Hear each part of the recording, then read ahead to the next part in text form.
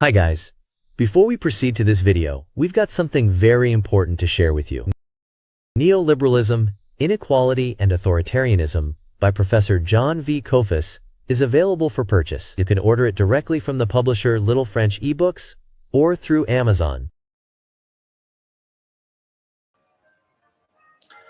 Hello everyone, welcome to an analytical session about the role of investigative journalism, which of course is based on the story throughout the 2010s and beginning of the 2020s of Julian Assange, the Australian journalist, and the company he founded called WikiLeaks in 2006 as a result of concerns that the US invasion in Afghanistan and in Iraq had indeed lapsed toward areas which would be, according to international law, violations, and indeed considering the video as well as written violations that would fall in the category of war crimes, especially video showing American soldiers shooting civilians in the streets of Baghdad. I want to begin with an overview about the Julian Assange saga, the story, and the considerable literature and videos that have been done on this, many of them focused on the cult of personality, as well as the means, namely cyber hacking, by which, of course, Assange came to these documents and on which the entire WikiLeaks operation was based. The issue is not the cult of personality, which mainstream media, social media, and some analysts cultivated. And in fact, some would argue that even Assange himself relished in some cult of personality aspects. Okay, granted. There are larger issues here about what the media, the role of mainstream media and social media means in society today under the neoliberal political economy, which is global, by the way, whether it is under a model of a liberal democracy or a multicultural diversity oriented or an authoritarian neoliberal model as it has evolved in a number of countries from Hungary to Turkey to India under Modi to President Trump in the first and second administrations. The issue is beyond that. There are certain elements that converge that permitted Julian Assange and WikiLeaks to emerge in the first 2 decades of the 21st century. One, very clearly, is technology. In fact, those who know about the biography, the personal story of Julian Assange, the Australian involved here, know that he did come from a background of the sciences and computer technology. Technology did make possible all of this. Without the technology, this would have been extraordinarily difficult. So the convergence of technology, but also the neoliberal model in crisis, especially during the Iraq and Afghanistan wars, And especially after the crisis or the Great Recession, the Great Recession of 2008, when there was enormous pressure in Western societies to extricate themselves from that crisis, and they became, of course, increasingly um, subjected to terms that the International Monetary Fund calls austerity, that is putting the squeeze, to put it in the pedestrian language, on the working class and the middle class to essentially subsidize banks, insurance companies, and corporate entities to bail them out. Let me put it very plainly. This taking place at the same time as there was a culture of Western US led um, militarism toward the global South at a time that there was a war on terror. Again, the term terrorism, very generic, very subjective. It depends on who is defining the term, obviously. And we have basically the news organizations, the mainstream news organizations, from during this period of neoliberalism in crisis, society behind the facade of democracy, of an open society, moving toward policies which would be clearly, without a doubt, authoritarian. And this is where journalism gets caught up in, because the profession of journalism itself was on trial whether it would, in fact, follow, mirror whatever the state and the corporate world wanted to project as the norm to society, to domestic players, to their own people, the working class, the middle class, everyone within the domestic scene, but also globally, or whether the media, both mainstream and social media, would in fact honor principles of journalism based on what is in the best interests of all people, and honor basic principles like human rights and civil rights and diversity, and not pursue a model based on manufacturing consent, to use the term of the book that Edward Herman and Noam Chomsky published before the Assange era, arguing that the role of mainstream media was indeed to manufacture consent, that is, to indoctrinate. An old story, by the way, that goes back to Walter Lippmann in the interwar period, among others throughout the 20th century, who argued, many scholars who argued, in fact, that the media is in the business of indoctrination, and it is a business, but part of that, of its goal, is indoctrinate, whether to sell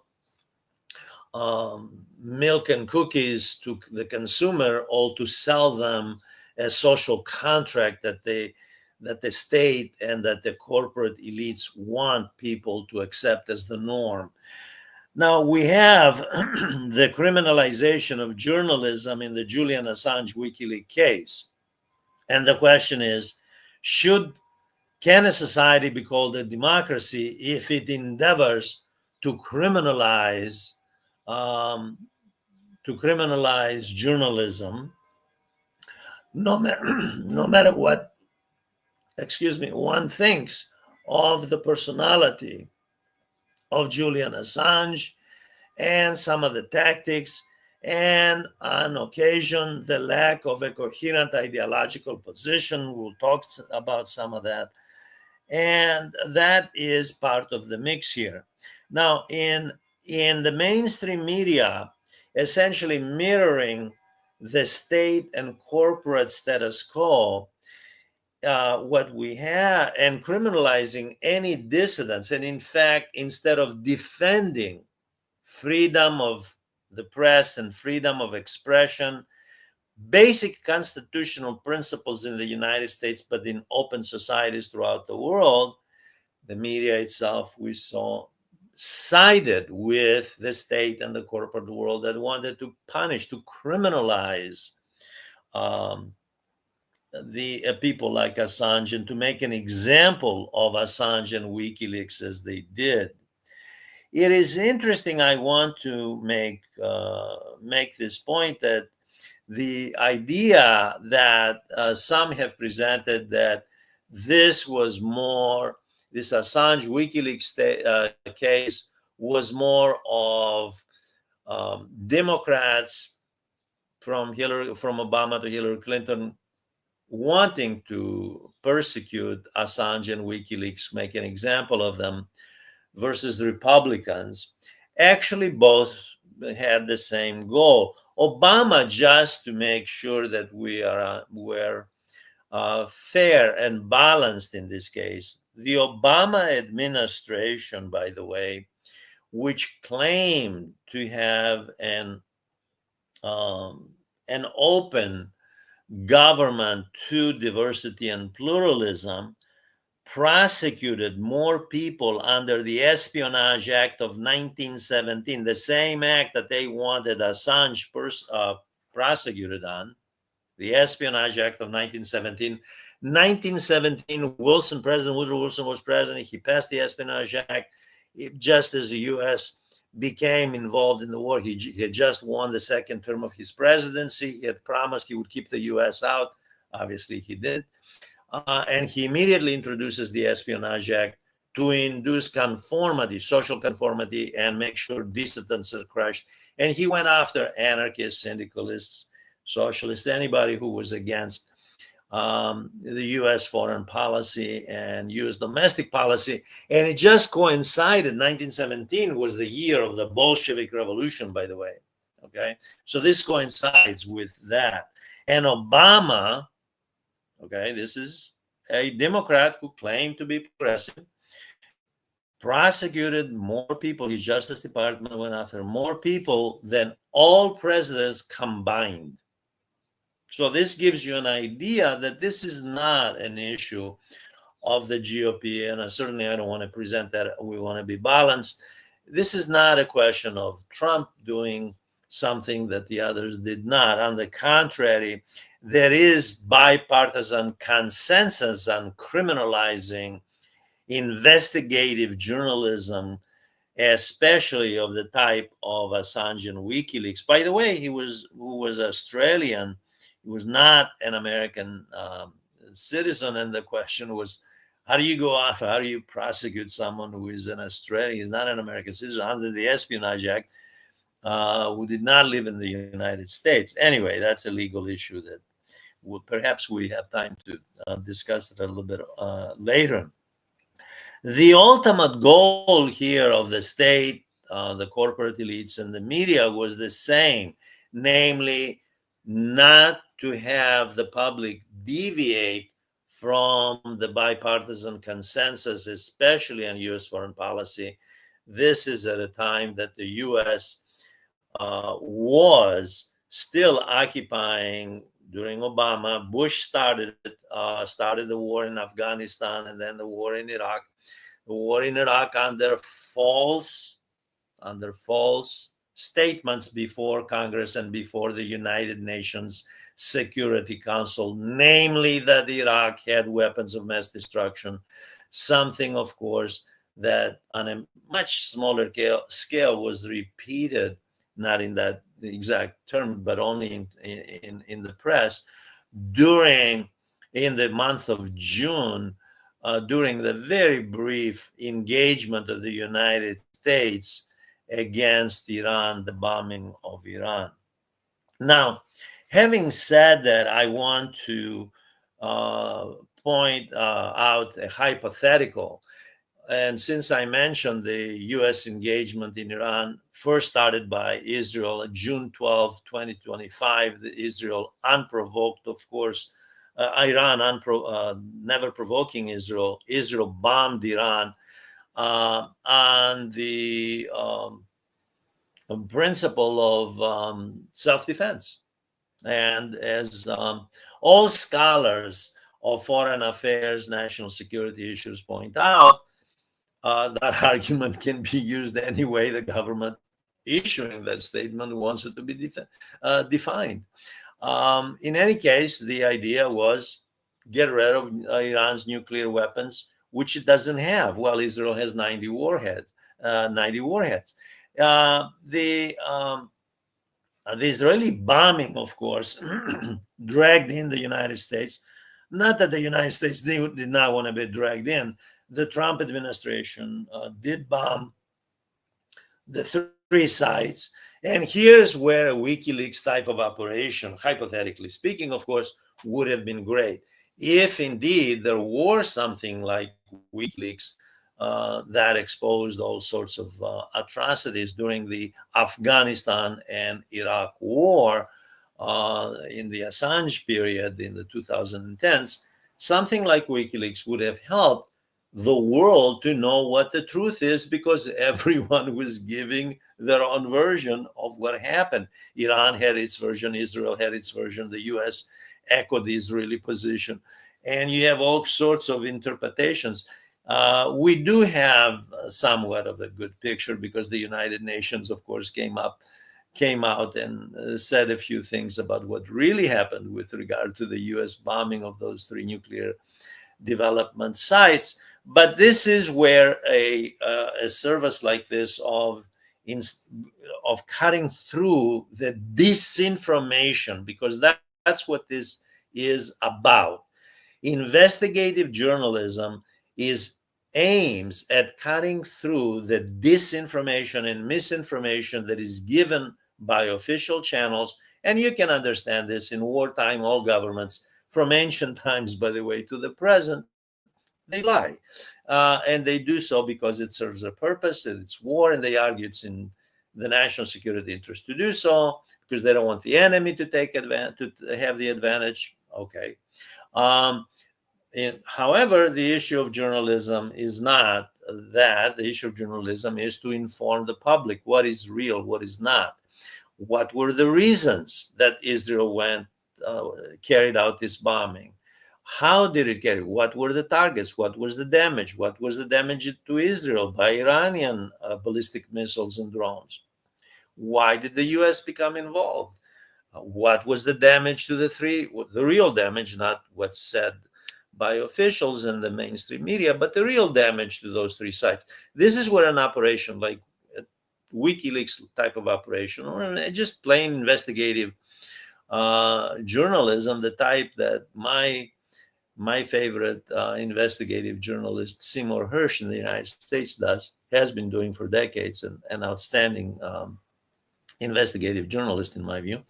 That's where it would come in handy to know what is going on here. And the public's right to know is essential, not according to me, but according to the social contract of a liberal democracy. An open society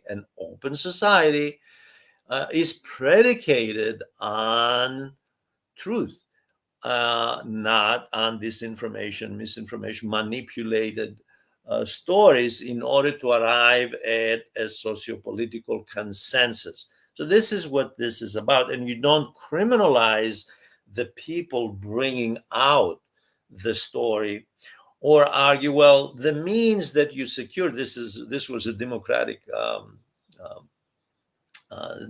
Party. Many of the operatives in the Democratic Party argued this point. This was their favorite point. Well, the means that WikiLeaks secured and Assange secured this information was illegal. It was actually theft. However, so they didn't focus on the subject matter. Was there indeed, is the story true? Are the facts true, or are they lies? Are they trying, in fact, to cut through the misinformation, the lies, and present the raw facts to the public? So that is very important. One last issue, because this just happened a couple of days ago, on the 27th of June, a major Israeli newspaper, Haaretz, published an article that unfortunately the mainstream media in the Western world did not carry in the manner that some news outlets in the rest of the world carried. Um, and it used the term killing fields of IDF in Gaza. Now, this is an Israeli newspaper. This is not Al Jazeera or Arabiya, Arab newspapers. Okay, this is not TASS in an instrument, a media instrument of the Kremlin.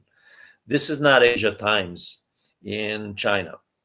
This is an Israeli uh, news organization. And they argued that the orders to IDF soldiers, and they had interviews with those soldiers, were to basically shoot at unarmed civilians. The way WikiLeaks, of course, exposed the shooting of unarmed civilians in Iraq by US soldiers, to shoot at unarmed civilians waiting in line. This is women and children, by the way, included, waiting in line for humanitarian aid. This is not to say that this was not known, just like the WikiLeaks story. A lot of the WikiLeaks stuff, by the way, that was exposed, it was already known.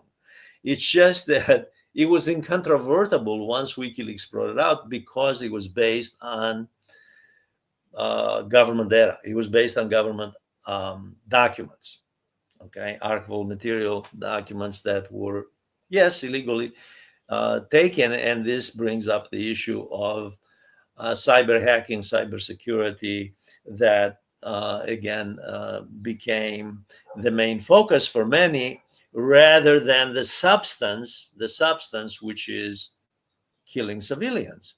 Now, if there were a WikiLeaks type of operation, the Haaretz story would have been verified.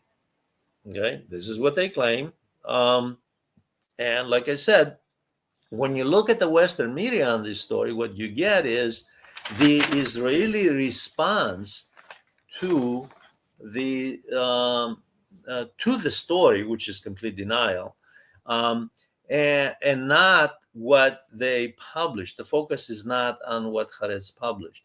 So this would have been a great service to the public if there were this kind of operation.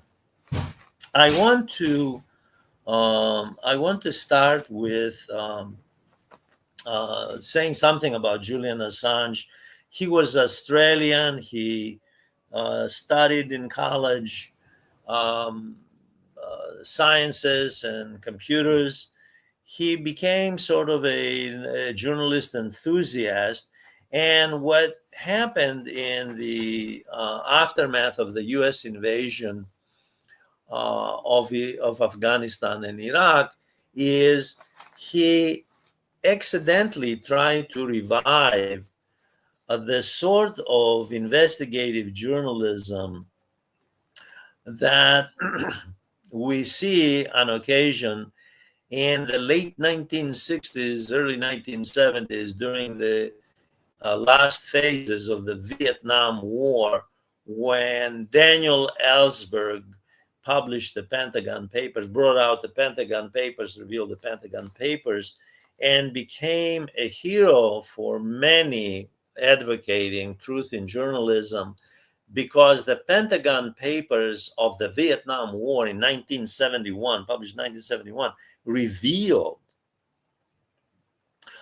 the I don't know what other word I can use other than the deception, lies, whatever you want to use, of the United States government. This is under Johnson, under Kennedy, Johnson, and Nixon, revealed the misinformation, disinformation in Southeast Asia, in Vietnam, Cambodia, and Laos, and what had been happening there. And while the issue then, this is 1971, Daniel Ellsberg, of course, a professional analyst, who was also linked to the Rand Corporation, by the way, as a defense analyst. The issue became Daniel Ellsberg instead of what they were doing in Vietnam, what they were doing in Southeast Asia. So the issue was, again, let's focus on this guy. Why? on the messenger, in other words, as Julian Assange has said in a number of interviews when he was giving interviews. They focused on it. I was just bringing out the material.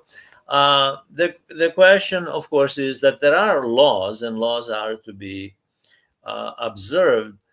However, there is something to be said, like I said, about an open society, a democratic liberal society, and the social contract under which it operates, and the right to know by the public what its elected officials are doing, and telling whether they're telling the truth to the public or whether they're feeding them misinformation, wasting the lives of people, namely the soldiers on the ground, their own as well as the other side, and the treasure. On the basis of what? This, if you have a series of misinformation, disinformation fed to the public, then the only goal is to achieve consent. To, in other words, exactly what Edward Herman and Noam Chomsky argued in their book Manufacturing Consent. It's to manufacture consent. They're not interested. You're not interested in what is really happening. They're just interested in indoctrinating the masses. And that's not the role of journalism. And the role of journalism is to have the facts and not to go after journalists who bring those out. Although I don't disagree with the way the laws are written, although national security, there is legislation about national security secrets being revealed. And of course, there is Bradley Manning, later becoming Chelsea Manning, who revealed the information. This is an analyst, a defense analyst, who revealed the information to WikiLeaks. And the issue became, of course, whether that individual was guilty under existing laws. Okay. And that's another issue that also became an argument that was in the public domain. Now, beyond the issue of the public's right to know and not to be misinformed for the purpose of of manufacturing consent at the government, and behind the government, the corporate elites and the military industrial complex want to have an image presented that has nothing to do, or very little to do, with reality. Beyond that, there is, of course, the issue of international law. Is it within the perimeters of international law for any country to be engaged in eliminating civilians in a time of war? It's a war crime. It's not. It's a violation of international law. So there is that aspect. It's not only national laws, because one can argue, well, you violated the Espionage Act, which has to do with the United States. What about violating the government violating international laws here? So there is that. There are various layers here. Beside the philosophical issue of the public's right, the democracy issue, freedom of speech, freedom of the press, and so forth, there is also the legal question of war crimes. And that is something, again, that is an extension of this. The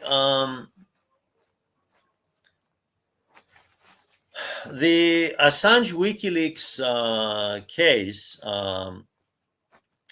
preoccupied not just the United States, but the world. Assange was in Sweden. He founded WikiLeaks in 2006. Presumably, I'm going to say something about Assange, by the way, because he's a controversial figure, and there are people who have mixed feelings about him. I'm one of those. I have seen many, many tapes of him explaining his position. I believe that Assange was thrust into the domain because he had no choice of becoming a defender of freedom of information and freedom of the press and democracy and human rights. There are also elements of Assange that are kind of dubious, namely, the elements that are kind of dubious are those that have to do with his involvement, and this is where he lost some of his own supporters, including some people working for him, by the way, in 2016 during the Donald Trump Hillary Clinton campaign. This is where some of the critics accused him of being an opportunist. And to some degree, they're sort of right. He was. All human beings, by the way, are opportunistic. I agree with Charles Darwin, the evolutionary biologist, that survival of all creatures entails biological opportunism. You have to survive. The survival instinct is very important. Now, this is career opportunism, obviously. And in the 2016 election, you can see that the individual lacks a coherent ideological position. He was not as narrowly focused as Daniel Ellsberg in 1971. By the way, just for the record, Daniel Ellsberg supported Julian Assange in WikiLeaks and the right of the public to know the truth, did not focus on the means that Assange and WikiLeaks acquired the documentation, rather focus on the substance. That is, what is the substance here? The substance is abuses by the state in conducting foreign wars. And of course, he brought out, it's not just the wars, although I mentioned the wars, he brought out other things about corporations. He also brought out some ugly stuff about the U.S. prison operated in Cuba, in Guantanamo Bay, where the U.S. sent supposedly terrorists, and some of that was not exactly very flattering for the United States government. Even Obama had to agree to that. Now, Hillary Clinton, I want to, since I mentioned that there are critics that have said, well, this guy's an opportunist. Okay. Hillary Clinton called him that. In fact, she called him a nihilistic opportunist. Okay, nihilistic opportunist. I don't know what that means.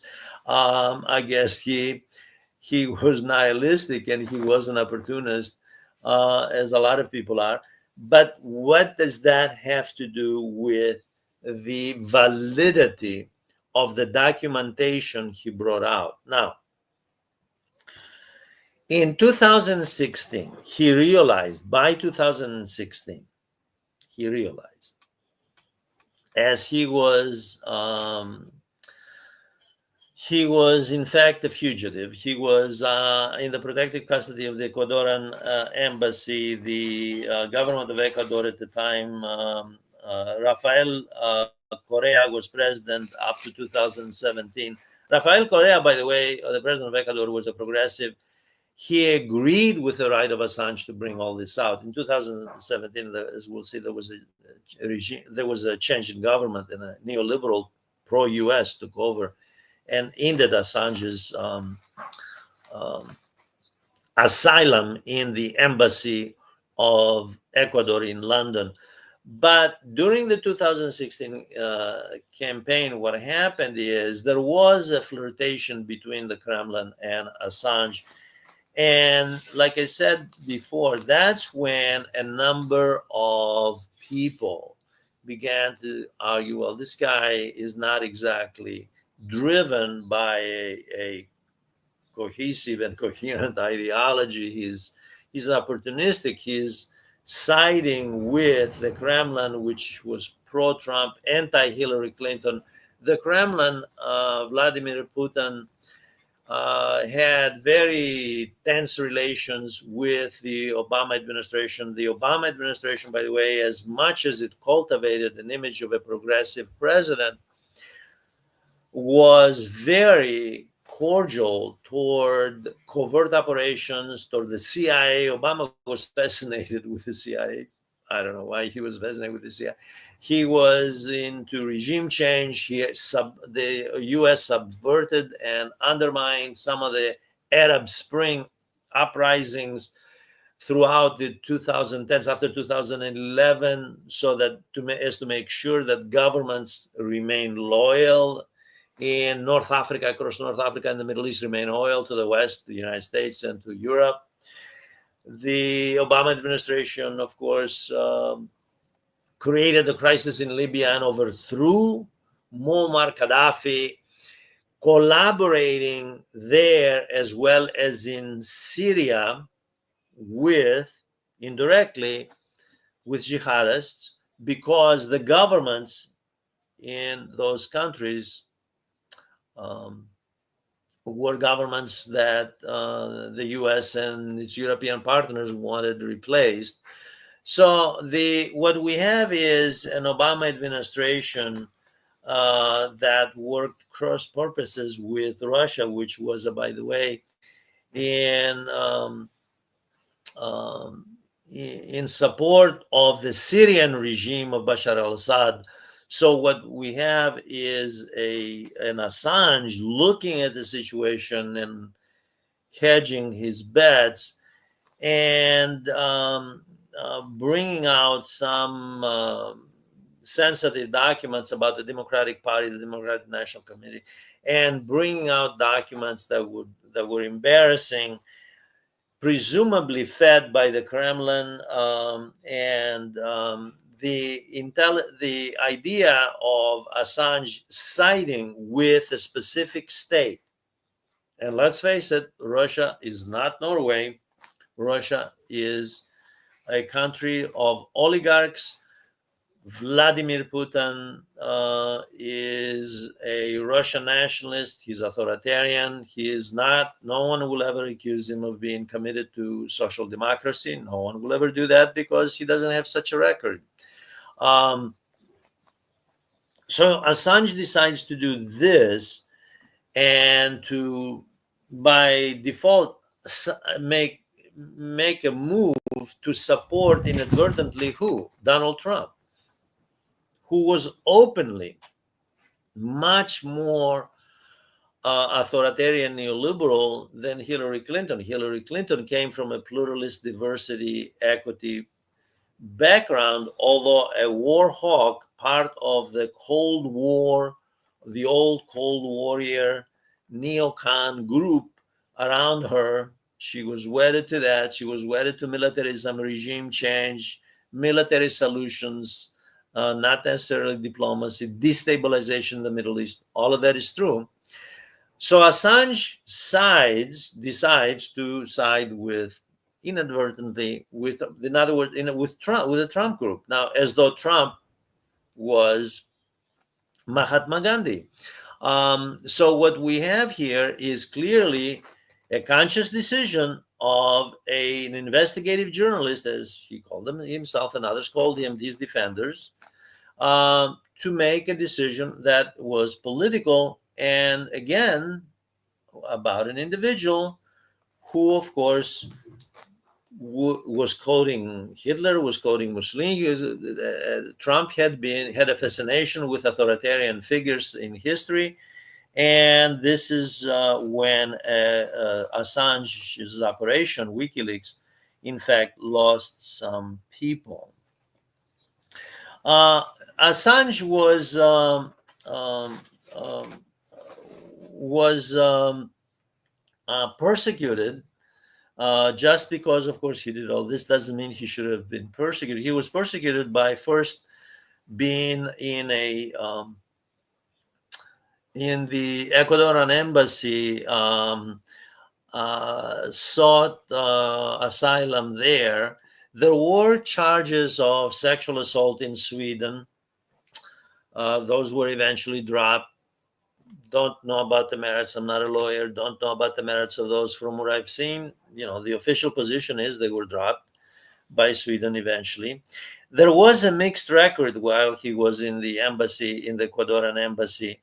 He did win some important awards as a defender of peace and investigative journalism. He did receive the Sydney Peace Foundation Gold Medal for the pursuit of human rights. That was very important.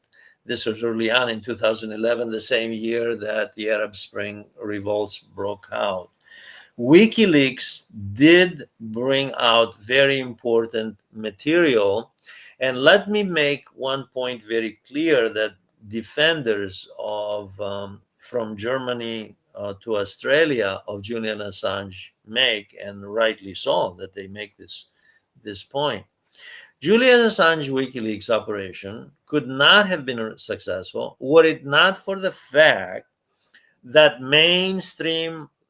mega mainstream organizations globally, from US, all over the world, from US to Europe and the rest of the world, published the documents he had received from Bradley Manning, later, like I said, Chelsea Manning, another story there, a defense analyst, which exposed a lot of what was really happening with regard to U.S. foreign policy, military operations, covert operations, and so forth.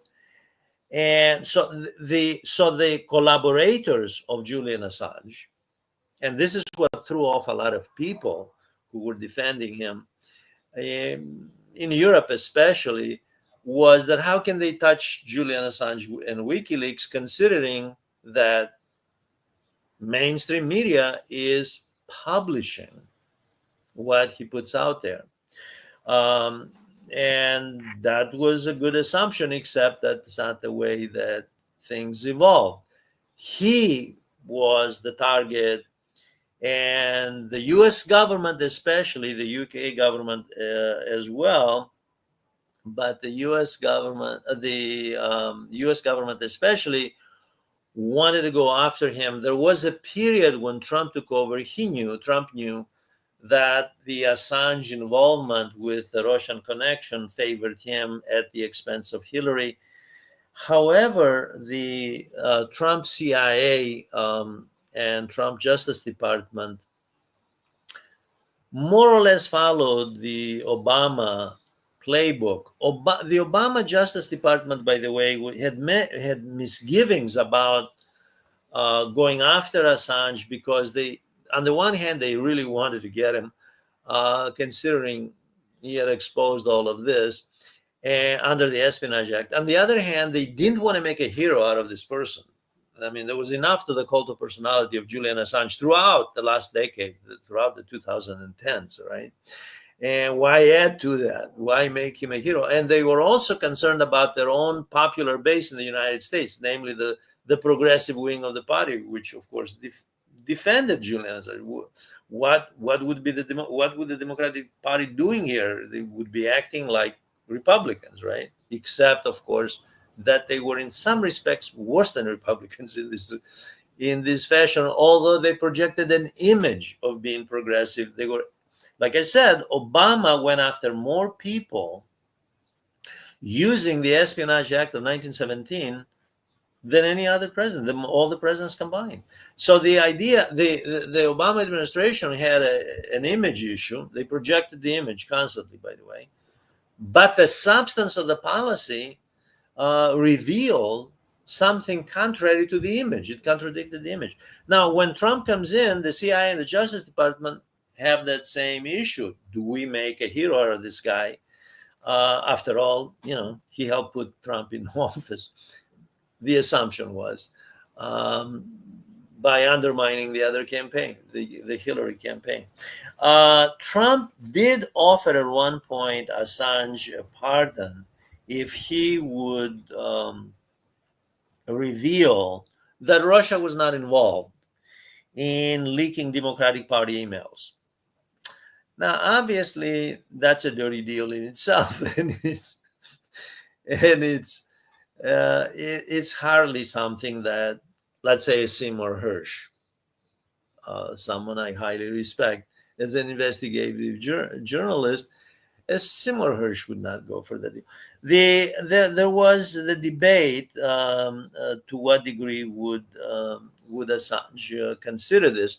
Now, I should tell you that in 2017, the Korea era ends, and the new government was Lenin Moreno. He was a neoliberal in Ecuador, and he was against Assange, and he was trying to negotiate something with the Trump administration to see what they can do with him.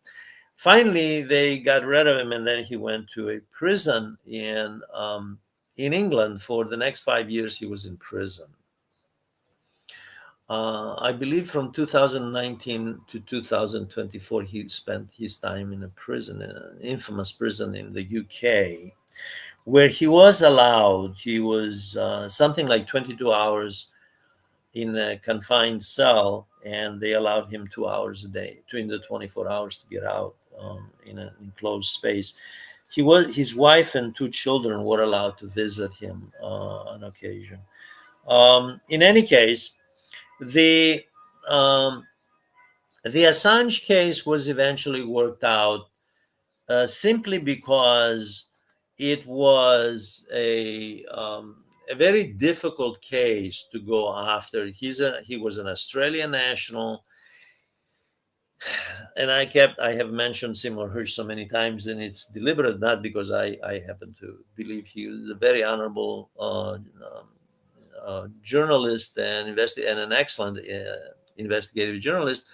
But Seymour Hersh, the fact is, Seymour Hersh probably revealed some even more damaging material about U.S. operations, including all the way up to the Russian-Ukraine war and what happened in Nord Stream 2, the bombing, the explosion beneath the North Sea, and the destruction of that pipeline, the gas pipeline from Russia to Germany. Seymour Hersh, they couldn't go after Seymour Hersh for all sorts of reasons.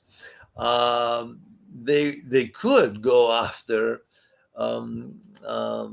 Julian Assange.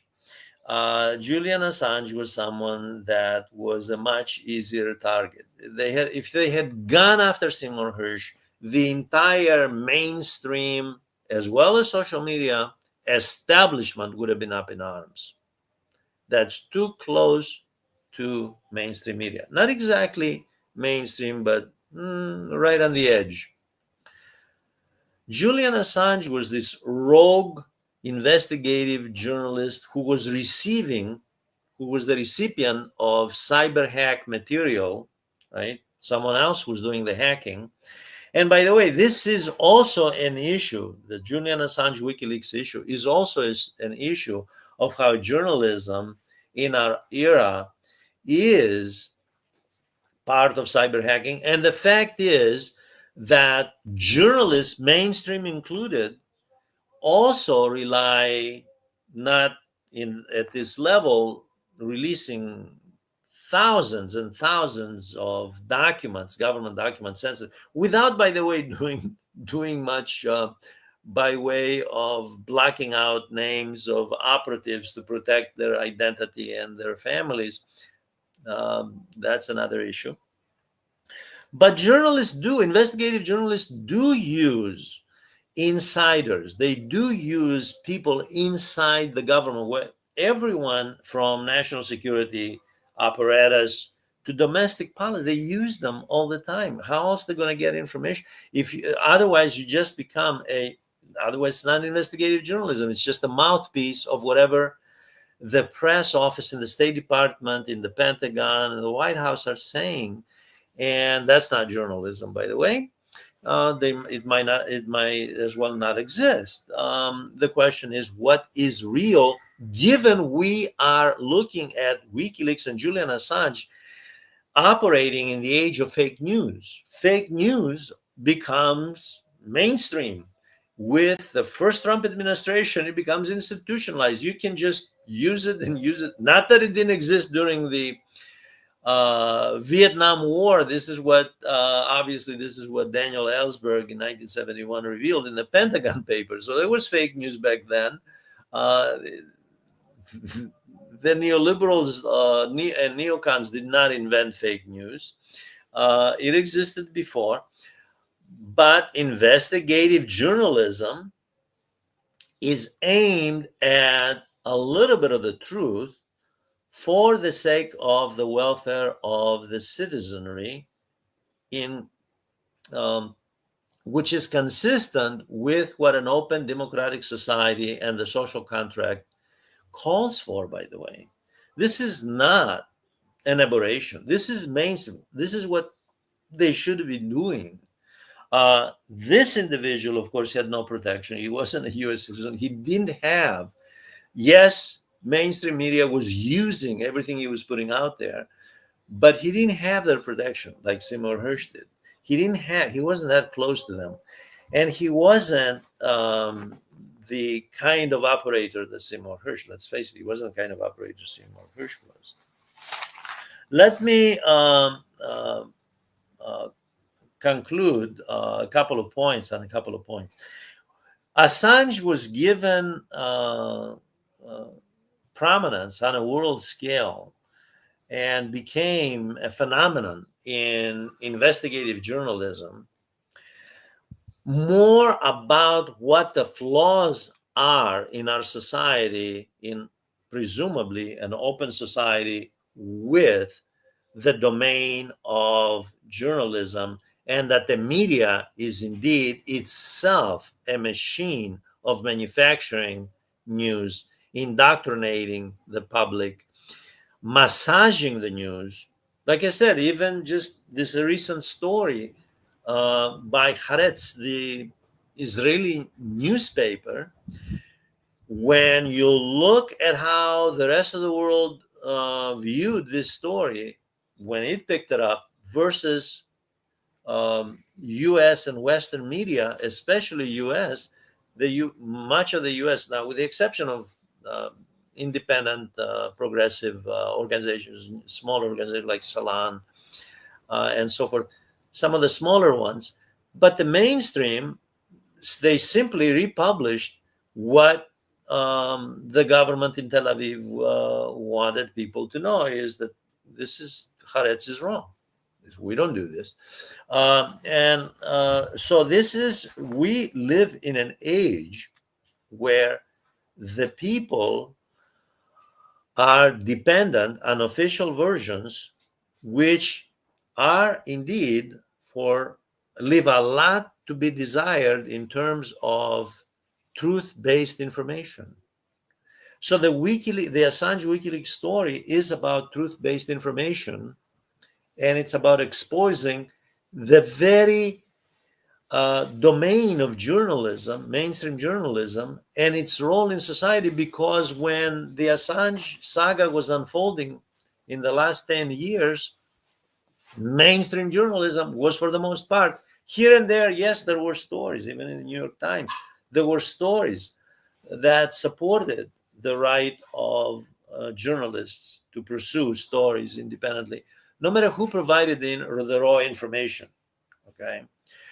However, the propensity of mainstream journalism and social media was to side with the status quo, to side with the establishment, corporate and government establishment, not with the public's right to know the information, no matter how the information is acquired. And I don't mean in any kind of, I mean in terms of cyber hacking. Obviously, cyber hacking is part of all this. The issue that I want to leave you with is this: that as we go forward, as the polarization of society will become more intense, sociopolitically and economically, the pursuit of the mainstream and social media to manipulate stories will become so that it is closer, much closer to what the government official position is, so that a WikiLeaks type of operation and Julian Assange type of people, regardless, like I said, of cult of personality, after all, we live in the age of news as entertainment, just polemics and flashy stories to get ratings.